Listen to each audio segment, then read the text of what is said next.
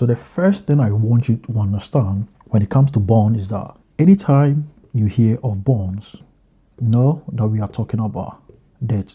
When a company is set up, let's name our company LIFO Limited, a company that we just set up. There's no doubt that a company needs capital to operate.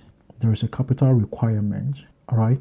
And this capital could be raised in two ways. One, by way of equity, and also by raising debt. Equity is simply the money or the capital that is provided by the founders of the company. And the founders can also decide to raise equity by selling bits of the company by way of shares to the general public. So if the founders provide money or they try to sell shares or bits of the company, that part of the capital structure is known as equity. And I would want you to understand the earning profile, how these people earn money by way of providing equity. So the earning profile of these equity providers is that these people make money through share valuation, which simply means that if one share of the company is $10 and the share goes up to $15, they are able to sell the shares and make a profit of $5,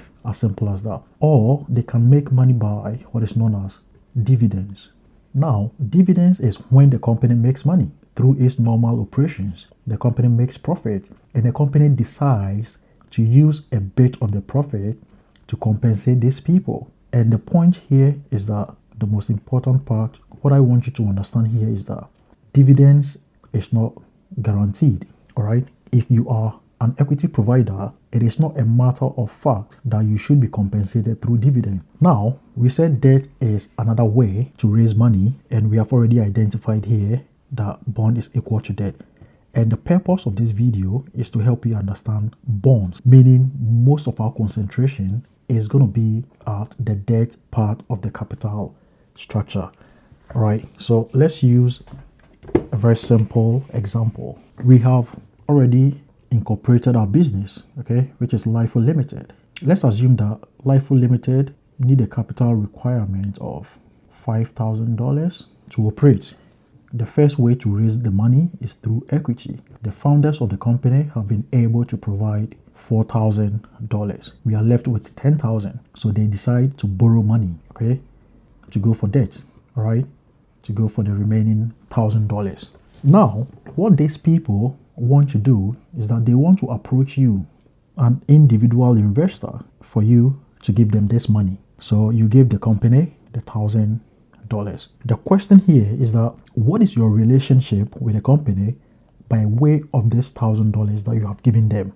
Okay, because you are not part of the founders, which means you are not a shareholder and you don't want to be a shareholder. So we have to identify your relationship with the company, and your relationship with the company is purely legal. There is a legal contract agreement which captures the fact that you have given this company $1,000. So we are talking about bonds here.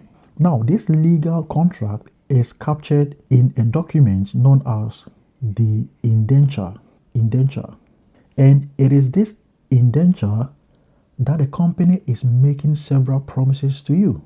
Several promises. We are still establishing your relationship with the company. So the company is promising you certain things like an interest. So the company tells you that, oh, you know what, we are going to pay you, for example, 7% every year for this money that we've taken from you. The indenture also stipulates duration for this contract. So the company is going to hold on to this money for 5 years. Now, there are many other things that this indenture captures, and it is very important for us to understand this. Among other things, it is telling you what is known as the par value. So par or face value. And this is very important for you to understand. Let's make this $1,000. This par value or face value is how much the company is promising to pay back at the end of the bond contract or the debt agreement. Let's let this line represent our bond agreement, okay, for 5 years, right? So this is year 1, year 2, year 3, 4, and 5. This is the start, year 0. This is the start of the agreement. Because this is a debt, we have already established that this is debt. This is debt. It means that when you buy a bond, you as the debt provider, you expect to be paid back at the end of the 5 years. And the indenture acknowledges this. So the company is saying that at the end of the 5 years, we are willing to pay back $1,000. So this is the par value. It is already stated at the start of the contract, even before you buy it. So the moment you pick up the agreement, the moment you pick up the indenture, you see this on the face of it, that this is how much we are willing to pay people who give us money or who are purchasing this bond at the end of the contract. So what this one is doing is that at the start of it, it is determining the value of the bond. If the provider, the debt issuer, or the company is going to give you 1,000 at the end of the contract, what it simply means is that you should also equally just give it 1,000, because that is what you are going to be giving back. So you are giving them 1,000 at the start of it, then you are going to be getting your benefit. Year 1, you are getting 7%. Year 2, 7. Year 3, you have your 7. You have your 7 here. And at the end of year 5, not only are you getting your 7%, because this is the last year, you will get your 7% plus the 1,000, the principal that you give them, all right? Or the 1,000 that the company, the par value that the company has promised. So this 1,000 plus your 7%, okay? Or let's say, which is going to be $70, right?